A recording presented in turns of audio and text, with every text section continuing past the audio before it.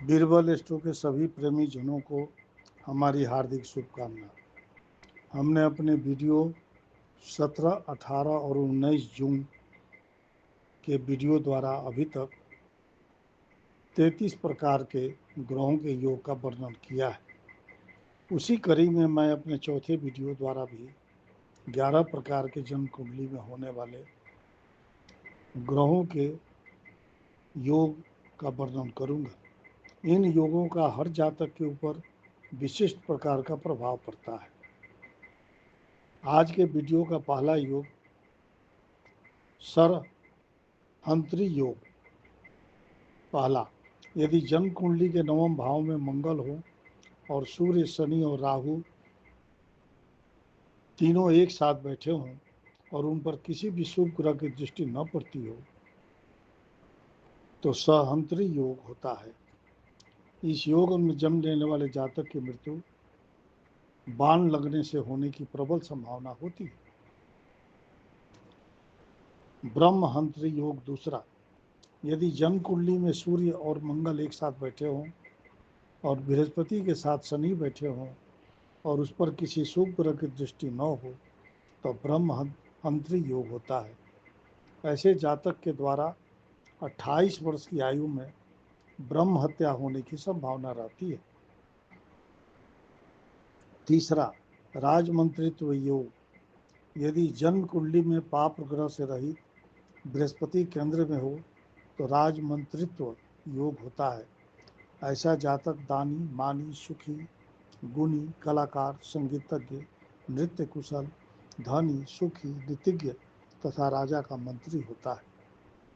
चौथा, पदच्युत योग, यदि जन्म कुंडली के लग्न में मंगल हो और उस पर राहु, शनि तथा सूर्य इन तीनों की दृष्टि हो तो ऐसे जातक को अपने पद से हाथ धोना पड़ता है। पांचवा, स्वेच्छा मृत्यु योग, यदि जन्म कुंडली के किसी भी केंद्र में मंगल हो और सप्तम भाव में राहु हो तो ऐसे व्यक्ति की मृत्यु उसकी इच्छा के अनुसार होती है। छठा, बालारिष्ट योग, यदि जन्म कुंडली के सप्तम स्थान में चंद्रमा और अष्टम स्थान में पाप ग्रह तथा लग्न में शुभ ग्रह तथा सूर्य हो तो बालारिष्ट योग होता है। ऐसे जातक की मृत्यु 1 वर्ष के भीतर हो जाती है। सातवां, यमाकृति योग, यदि जन्म कुंडली के लग्न में राहु मेष या वृश्चिक राशि का स्थान में हो, तीसरे घर में सूर्य हो और 8वें घर में बुध, शुक्र, शनि और मंगल हो तो यमाकृति योग होता है। इस योग में जन्म लेने वाला अत्यंत दरिद्र और संतानहीन होता है।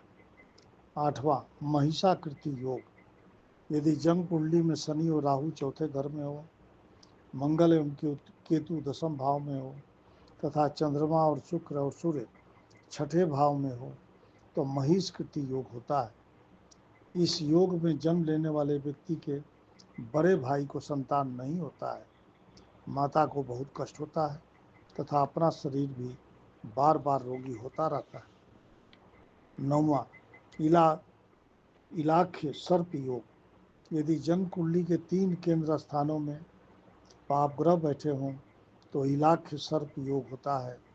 इस योग में जन्म लेने वाला जातक दुष्टात्मा, पापी, पर स्त्रीगामी, ब्राह्मणों एवं देवताओं का निंदक होता है। 10वां, विफल योग, यदि जन्म कुंडली के चारों केंद्र में पाप ग्रह बैठे हों और छठे अथवा 8वें घर में चंद्रमा हो तो विफल योग होता है। ऐसा जातक 32 वर्ष तक सुखी रहता है, इसके बाद अनेक प्रकार का दुख भी भोगता है। 11वां, आम योग, यदि जन्म कुंडली के लग्न में शनि और 8वें घर में राहु और चौथे घर में सूर्य तथा मंगल बैठे हों तो आम योग होता है। ऐसा जातक कोढ़ी, धनहीन तथा दुखी होता है तथा 36 वर्ष की आयु में दरिद्र हो जाता है। इस प्रकार हमने अभी तक 44 प्रकार के ग्रह योगों का वर्णन किया है। अब मेरे अगले वीडियो में मूलांक 1 से लेकर मूलांक 9 तक के 9 वीडियो के रूप में जुलाई माह के सभी जातक के भविष्य फल का होगा। आगे शिव शक्ति की जय शिक्षा, जय शिव शक्ति।